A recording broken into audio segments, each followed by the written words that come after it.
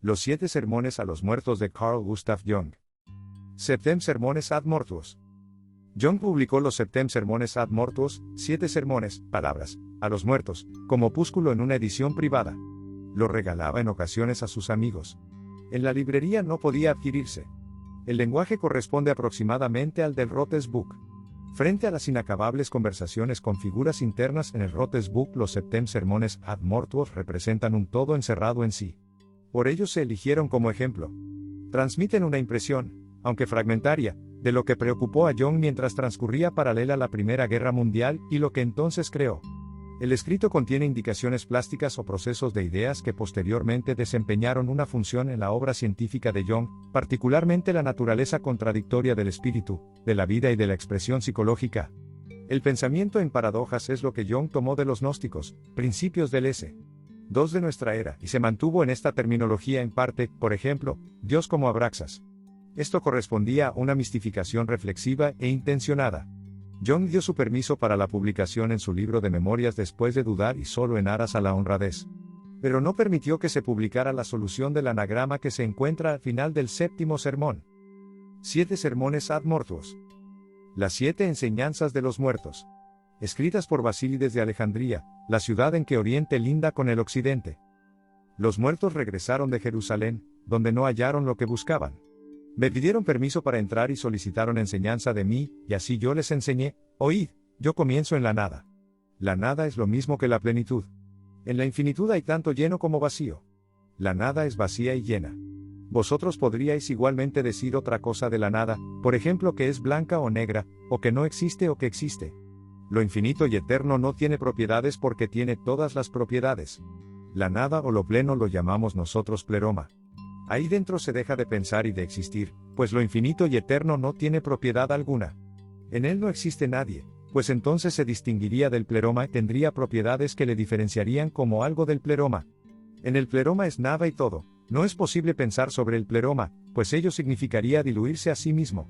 La criatura no es en el pleroma sino en sí. El pleroma es principio y fin de la criatura. Atraviesa por ella y por entre ella, como la luz del sol penetra el aire por todas partes. Aunque el pleroma la penetra totalmente, la criatura no tiene, sin embargo, parte alguna en ello, del mismo modo que un cuerpo completamente transparente no deviene claro ni oscuro por la luz que le atraviesa. Pero nosotros mismos somos el pleroma, pues somos parte de lo eterno e infinito. Pero no tenemos participación en ello sino que estamos distanciados del pleroma infinitamente, no espacial o temporalmente sino esencialmente, en cuanto nos diferenciamos en esencia del pleroma como criatura, que está limitada en el espacio y en el tiempo. Sin embargo, en cuanto somos parte del pleroma, también el pleroma está en nosotros. Incluso en el punto más pequeño el pleroma es infinito, eterno y completo, pues pequeño y grande son propiedades que están contenidas en él. Es la nada que es en todas partes total e inevitable. Por ello hablo yo de la criatura como una parte del pleroma solo a modo de imagen, pues el pleroma no está realmente dividido en ningún aspecto, pues es la nada. Nosotros somos también todo el pleroma, pues, a modo de imagen, el pleroma es el punto más pequeño solo apuntado, no existente, en nosotros y la infinita bóveda del mundo que está a nuestro alrededor. ¿Por qué, sin embargo, hablamos del pleroma en general, si es todo y nada? Hablo de ello por empezar en algún sitio, y para desengañaros de que en algún sitio, fuera o dentro, exista algo determinado de antemano fijamente o de algún modo. Todo lo denominado fijo o determinado es solo relativo. Solo lo que está arrojado al cambio es fijo y determinado. Pero lo cambiable es la criatura, es pues, ella lo único fijo y determinado, pues tiene propiedades, ella misma es propiedad. Planteamos la cuestión, ¿cómo surgió la criatura? Las criaturas han surgido, pero no la criatura, pues es la propiedad del pleroma mismo, como también la no creación, la muerte eterna. Criatura existe siempre y en todas partes, muerte existe siempre y en todas partes. El pleroma lo tiene todo, diferenciación e indiferenciación. La diferenciación es la criatura. Es diferenciada. Diferenciación es su esencia, por ello se diferencia ella también. Por ello se diferencia el hombre, pues su esencia es diferenciable. Por ello diferencia también las propiedades del pleroma que no existen. Las diferencia a partir de su esencia. Por ello el hombre debe hablar de las propiedades del pleroma, que no existen. Los muertos seguían por la noche a lo largo de los muros y gritaban, sobre Dios queremos saber. ¿Dónde está Dios? ¿Está muerto Dios? Dios no está muerto, es tan vivo como siempre. Dios es criatura, pues es algo determinado y por ello diferenciado del pleroma. Dios es propiedad del pleroma y todo cuanto digo de la criatura, vale también para él. Sin embargo, se distingue de la criatura en que es mucho menos claro y más indeterminado que la criatura. Es menos diferenciado que la criatura, pues el principio de su esencia es plenitud verdadera, y solo en cuanto es determinado y diferenciado es criatura y en cuanto es la patentización de la verdadera plenitud del pleroma. Todo cuanto no diferenciamos cae en el pleroma y se anula con su oposición. Por ello, cuando no diferenciamos a Dios, la verdadera plenitud deja de existir para nosotros. Dios es también el pleroma mismo, del mismo modo que cada punto o en lo creado, y en lo increado es el pleroma mismo. El vacío actuante es la esencia del diablo. Dios y diablo son las primeras patentizaciones de la nada, que nosotros llamamos pleroma. Es indiferente si el pleroma existe o no existe, pues se anula a sí mismo en todo. No es así con la criatura. Dios y diablo, en cuanto son criaturas, no se anulan, sino que existen opuestamente como contrarríos actuantes. No necesitamos prueba alguna de su existencia, basta que debemos siempre hablar de ellos de nuevo. Incluso aunque ambos no existieran, la criatura, a partir de su naturaleza de diferenciación, los diferenciaría de nuevo m pleroma.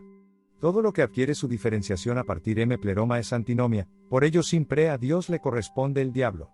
Esta mutua pertenencia es tan íntima y, como vosotros habéis experimentado, también tan indisoluble en vuestra vida como el pleroma mismo. Ello proviene de que ambos están muy próximos al pleroma, en el que todos los contrarios dejan de existir y son uno.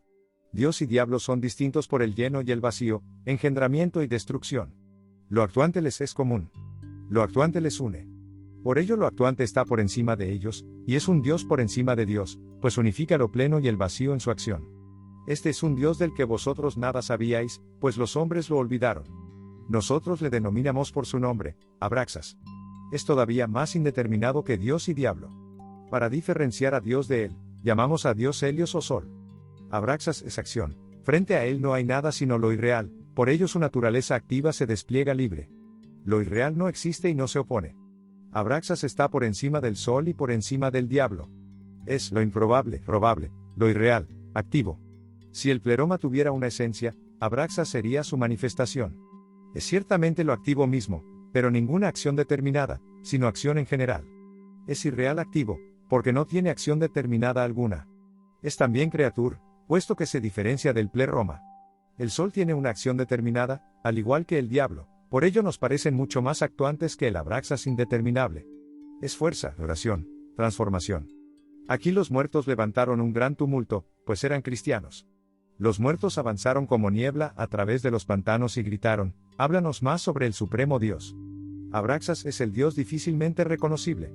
Su poder es el supremo, pues el hombre no lo ve. Del Sol ve el Samman Bonum, del diablo el Infimum Malum, de Abraxas, sin embargo, la vida indeterminada en todos los aspectos que es la madre del bien y del mal. La vida parece ser más pequeña y más débil que el Summum Bonum, razón por la cual resulta difícil pensar que Abraxas supere en poder incluso al Sol, que es, sin embargo, la fuente iluminante de toda fuerza de vida misma. Abraxas es el Sol y a la vez el abismo eternamente arrollador del vacío, del empequeñecedor y disgregador, del diablo. El poder de Abraxas es ambivalente. Vosotros no lo veis pues en vuestros ojos lo opuestamente orientado de este poder deja de ser. Lo que Dios Sol dice es vida.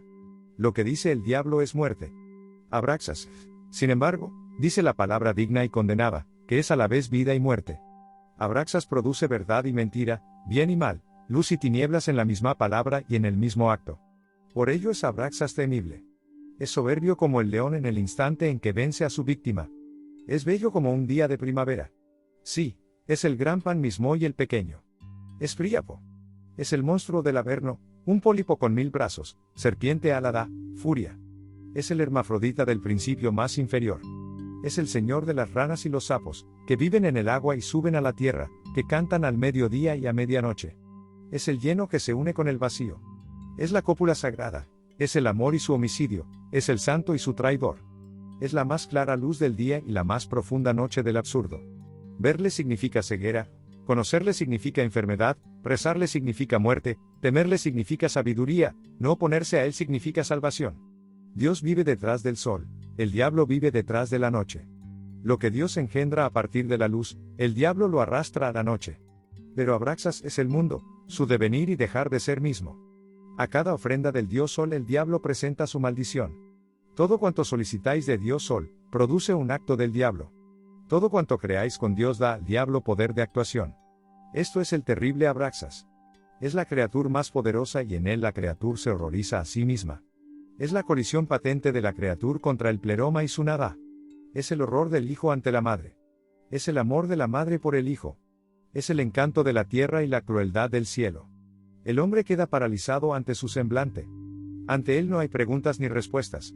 Es la vida de la criatura. Es la acción de la diferenciación. Es el amor de los hombres. Es el habla de los hombres. Es la claridad y la sombra del hombre. Es la realidad cambiante. Aquí los muertos aullaron y se enfurecieron, pues eran imperfectos. Los muertos llenaron el espacio de quejas y dijeron, háblanos de los dioses y diablos, réprobo. Dios Sol es el supremo bien, el diablo lo contrario, así pues tenéis dos dioses. Sin embargo, hay muchos bienes elevados y muchos males graves y bajo ello hay dos dios diablo, uno es lo ardiente y el otro lo creciente. Lo ardiente es el eros en la forma de llama. Alumbra al consumirse. Lo creciente es el árbol de la vida, reverdece al acumular materia viva. El eros llamea y muere por ello, el árbol de la vida, por el contrario, crece lenta y constantemente a través de los tiempos incalculables. Bien y mal se unen en la llama. Bien y mal se unen en el crecimiento del árbol. Vida y amor se enfrentan en su divinidad. Incalculable, como es el ejército de estrellas, es el número de dioses y diablos. Cada estrella es un dios y cada espacio que llena una estrella es un diablo. Pero el lleno vacío del todo es el pleroma. La acción del todo es Abraxas, solo lo irreal se contrapone a él. 4 es el número de los dioses principales, pues 4 es el número de las medidas del mundo. 1 es el principio, el dios Sol. Dios es el eros, pues unifica a dos y se extiende iluminante. 3 es el árbol de la vida, pues llena el espacio con cuerpos.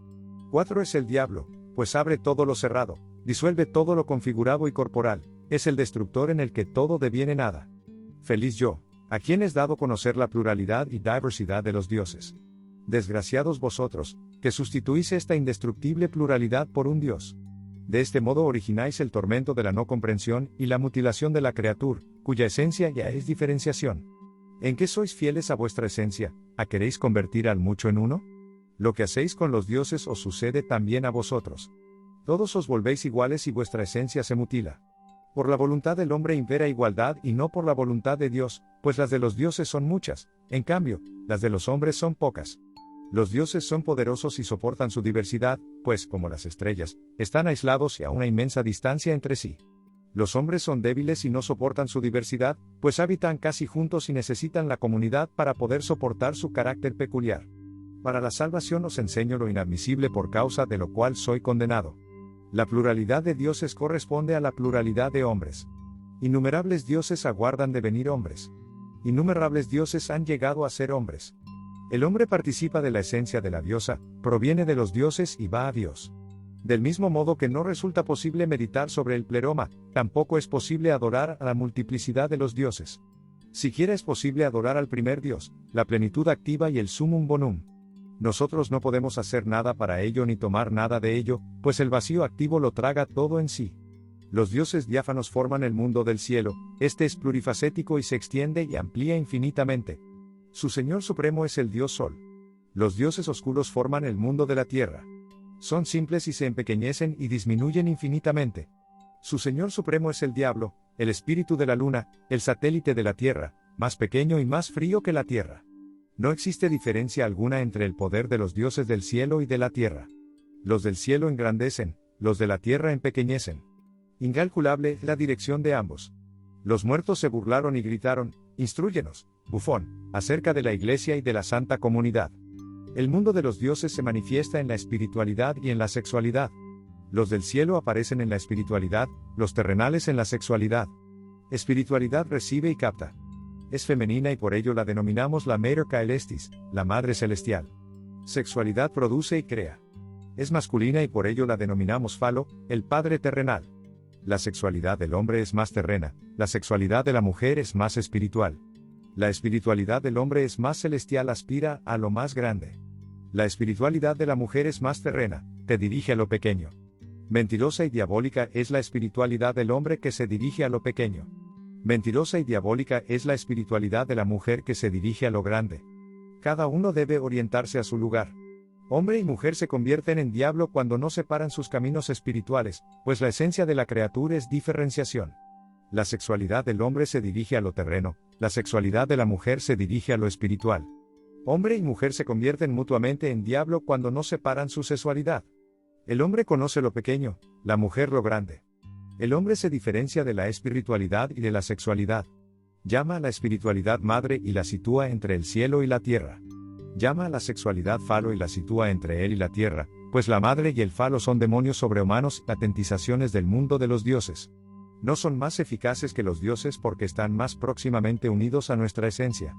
Si no os distinguís de la sexualidad y de la espiritualidad, ni las consideráis como esencia sobre vosotros, entonces las degradáis con propiedades del pleroma. Espiritualidad y sexualidad no son vuestras propiedades, no son cosas que poseáis y abarquéis, sino que os poseen y abarcan a vosotros, pues son poderosos demonios, formas de manifestación de los dioses y por ello cosas que van más allá de vosotros y existen por sí mismas. No se trata de que uno tenga una espiritualidad para sí o una sexualidad para sí, sino que se encuentra bajo la ley de la espiritualidad y de la sexualidad. Por ello ninguno puede ir en contra de estos demonios. Vosotros debéis verlos como demonios y como asunto y peligro común, como lastre común que la vida os ha impuesto. Así también la vida os es asunto y peligro común, al igual que los dioses y principalmente el temible Abraxas. El hombre es débil, por ello es comunitario inevitablemente. La comunidad si no está bajo el signo de la madre entonces está bajo el signo del falo. Ninguna comunidad es desgracia y enfermedad. Comunidad en cada uno es ruptura y disolución. La diferenciación conduce al ser único. El ser único se enfrenta a la comunidad. Pero, en virtud de la debilidad del hombre frente a los dioses y demonios y a su ley invencible, es necesaria la comunidad. Por ello sois tan sociales como es necesario no por la voluntad de los hombres, sino a causa de los dioses. Los dioses os fuerzan a la comunidad. En la medida en que os fuerzan, la comunidad origina necesidad, más desgracia hay. En la comunidad cada uno se clasifica por encima de otro, de modo que cada uno llegue a sí mismo y evite la esclavitud. En la comunidad rige abstención, en el estar solo rige disipación. La comunidad es lo profundo, el aislamiento es la altura. La medida correcta de comunidad purifica y clarifica. La medida correcta de aislamiento purifica y complementa. La comunidad nos da el calor, la soledad nos da la luz. El dimen de la sexualidad entra en nuestra alma como una serpiente. Es como la mitad del alma humana y significa deseo de pensamiento. El dimen de la espiritualidad se sumerge en nuestra alma como el pájaro blanco. Es la mitad del alma humana y se llama pensamiento de deseo. La serpiente es un alma terrena, semidemoníaca, un espíritu, y unifica los espíritus de los muertos. Al igual que estos, revolotea en las cosas de la tierra y origina que nosotros las temamos, o que incite nuestra concupiscencia. La serpiente es de naturaleza femenina, y busca siempre la comunidad de los muertos que están retenidos en la tierra, aquellos que no hallaron el camino que lleva más allá, a saber, a la soledad. La serpiente es una puta y tiene amoríos con el diablo y con los malos espíritus, un maligno tirano y espíritu de tortura, siempre seduciendo a la peor comunidad. El pájaro blanco es un alma semidivina del hombre. Permanece junto a la madre y de vez en cuando se eleva. El pájaro es masculino y es idea actuante. Es casto y solitario, un mensajero de la madre. Vuela muy por encima de la tierra. Ordena la soledad. Trae de las lejanías noticias que han sucedido ya, lleva nuestras palabras a la madre. Hace de intercesora, advierte, pero no tiene poder alguno frente a los dioses. Es un recipiente del sol. La serpiente desciende y paraliza con astucia al dimen fálico o lo incita. Eleva las ideas clarividentes de lo terreno, que se originan por todas partes y que con codicia se aspiran por todas partes. La serpiente no quiere, pero debe sernos útil. Libera nuestro encadenamiento y de este modo nos muestra el camino que no hallábamos a partir del ingenio de los hombres. Los muertos me miraron con desprecio y dijeron, deja de hablar de dioses, demonios y almas. Todo esto en general lo sabíamos ya desde hace tiempo. Por la noche, sin embargo, volvieron los muertos con ademanes acusatorios y dijeron, olvidamos hablar de una cosa, instrúyenos acerca de los hombres. El hombre es una puerta a través de la cual penetran del mundo externo los dioses, demonios y almas en el mundo interno, del mundo grande al mundo pequeño. Pequeñez y nadería es el hombre, vosotros lo habéis ya pasado, pero volvéis a encontraros en el espacio infinito, en la pequeña o interna infinitud. A distancia incalculable está una estrella sola en el cenit. Este es el Dios de este uno, este es su mundo, su pleroma, su divinidad. En este mundo el hombre es el Abraxas, que da a luz o devora su mundo. Esta estrella es el Dios y el fin de los hombres. Hace es su Dios que le guía, o él va el hombre para hallar descanso, o él conduce el largo viaje del alma hacia la muerte, en él todo brilla como luz, todo cuanto remite al hombre al gran mundo. A este reza el hombre. El rezo acrecienta la luz de la estrella, lanza un puente sobre la muerte, prepara la vida del mundo pequeño, y aminora el deseo falto de esperanza del gran mundo. Cuando el gran mundo se torna frío, la estrella ilumina. No hay nada entre el hombre y su Dios, en cuanto el hombre puede separar su mirada del espectáculo llameante de Abraxas. Aquí hombre, allí Dios. Aquí debilidad y nadería, allí eterna fuerza creadora. Aquí oscuridad total y frío húmedo, allí sol pleno. A esto los muertos guardaron silencio, y se elevaron hacia arriba como humo sobre el fuego del pastor, que por la noche esperaba a su rebaño. Anagrama. Natriecunde gain neveratunin se jesurclach sunus.